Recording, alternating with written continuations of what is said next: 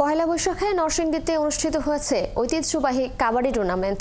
জেলা প্রশাসনের এই আয়োজনে জেলার 4 থানার 4টি দল অংশ নেয়। আর এই খেলা দেখতে জেলার বিভিন্ন জায়গা থেকে ভিড় জমান দর্শকরা। মুবারক হোসেনের পাঠানো তথ্য ছবিতে প্রতিবেদন। হাডু ডু ডু ডু ডু বল তুলে এক কোর্ট থেকে আরেক কোর্টে যাচ্ছে খেলোয়াড়। কখনো প্রতিপক্ষের ফাঁদে আটকে যাচ্ছে, আবার কখনো প্রতিপক্ষের খেলোয়াড়কে ঘায়েল করে নিজের কোর্টে চলে আসছে।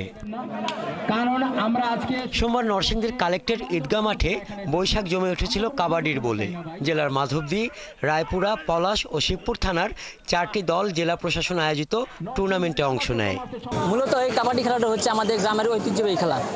বিভিন্ন ইন্টারনেট, বিভিন্ন পাবজি গেম সিমের কারণে এই খেলাটা বিলুপ্ত হয়ে গেছে। বর্তমান যখন আজকে ডিসি স্যার যখন এই খেলাটা আয়োজন করেছে, আমরা খুবই আনন্দিত।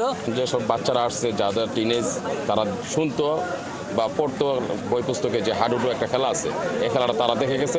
নতুন প্রজন্ম আসলে বাংলাদেশের যে এই খেলাটা আগে ছিল, ঐতিহ্যবাহী খেলা ছিল, এই খেলাটা মানে অনেকেই জানে না এই খেলাটা যা ছিল। এই খেলাটাকে আবার আমাদের গ্রাম অঞ্চলে এবং শহর অঞ্চলে আমাদের সকলের কাছে পৌঁছে দেওয়ার জন্য আমরা এই খেলাটা আবার নিয়ে আসছি নরসিংদী জেলা ক্রীড়া সংস্থার পক্ষ থেকে। প্রতিটা গ্রামে এই খেলাটার প্রচলন ছিল। এটা যদি আবার নিয়মিত চালু হয় তো গ্রাম বাংলার ঐতিহ্য আবার ফিরে আসবে। দেশের জাতীয় খেলা অনেকটাই আড়ালে চলে যাওয়ায় এই খেলাকে আরও জনপ্রিয় করে তুলতেই এমন আয়োজন, বলছেন জেলা প্রশাসক।